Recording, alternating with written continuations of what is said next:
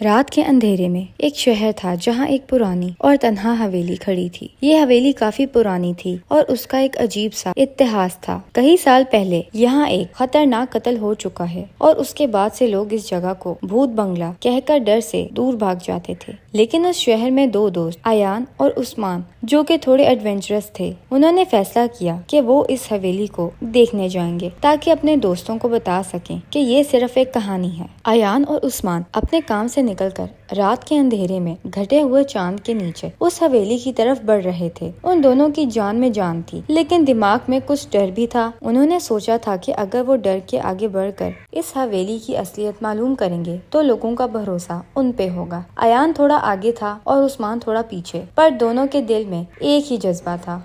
हवेली के पास पहुंचकर उन्होंने देखा कि पुरानी दीवारें काफी डर और खौफ का इजहार कर रही थीं। हर एक काम या हरकत में वो पुरानी हवेली की दीवारों में गुनगुनाहट जैसी आवाज सुनाई दे रही थी। उस्मान ने कहा, यार अयान, क्या तुम्हें लगता है कि ये सब एक कहानी है? मुझे तो थोड़ा सा डर लग रहा है। अयान ने थोड़ा मुस्कुराते हुए जवाब दिया, यार तुम टेंशन ना लो, कोई भूत वूत नहीं है, बस एक पुरानी कहानी है और हमें इसको दिखाना है कि हम कितने बहादुर हैं। जब दोनों ने हवेली की दीवारों को छोड़ा तो उन्होंने देखा कि एक पुराना दरवाजा था जो थोड़ा खुला हुआ था। दोनों ने एक दूसरे की तरफ देखा और फिर दरवाजे को धीरे से खोला। जैसे ही उन्होंने हवेली के अंदर कदम रखा, उनको एक अजीब सा ठंडी हवा का झोंका महसूस हुआ। उन्होंने अपने लालटेन की रोशनी को अपने हाथों में पकड़ा और धीरे धीरे अंदर बढ़ते गए। हवेली के अंदर सब कुछ पुराना और उदास था। दीवारों पर काले दाग थे और जमीन पर पुरानी लकीरें। जैसे ही उन्होंने कदम आगे बढ़ाए, एक अजीब सी खुशबू महसूस हुई। वो खुशबू जो न सिर्फ पुरानी थी बल्कि मन को खौफ में डाल देने वाली थी। अयान ने अपने लालटेन की रोशनी को थोड़ा तेज करके,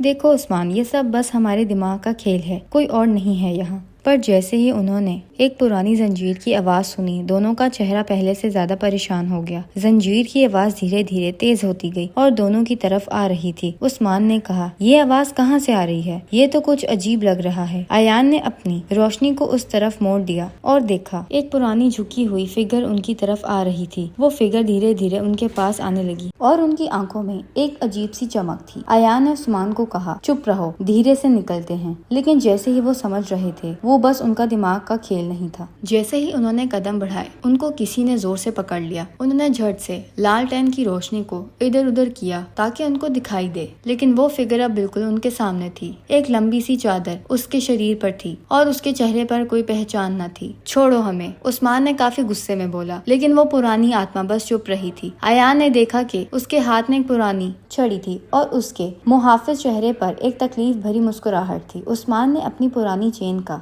झटका दिया और कहा, ये कौन है? ये क्या चाहता है? और फिर वो पुरानी आत्मा बोली, मैं वो हूँ जो तुम्हारा आखिरी सपना बन गई हूँ। तुम दोनों जो डर के आगे चल रहे हो, मैं तुम्हें वो डर दिखाना चाहती हूँ जो तुमने कभी सोचा भी नहीं था। वो पुरानी आत्मा धीरे धीरे गुड़गुड़ाहट में बदल गई और जैसे ही उस्मान और अयान ने भागकर दरवाजे तक पहुँचने की कोशिश की, वो पुरानी दीवारें फैल गईं। अयान ने अपने आप को संभाला, हमारे लिए ये रात कभी नहीं जाएगी। और फिर जमीन के नीचे से उन्होंने पुरानी आवाज सुनी जो उन्हें जान से मार देने वाली थी। यहाँ से वो खो गया और उसकी रूह कभी वापस नहीं आई। दोस्तों का दिखावा और आंखों का खौफ उन्हें याद दिलाता था कि इस दुनिया में कभी अपने से ज्यादा कुछ जानने की कोशिश ना करो। ये थी आज की कहानी, जो अकेले सुनने में बहुत ज्यादा डरावनी लगती है।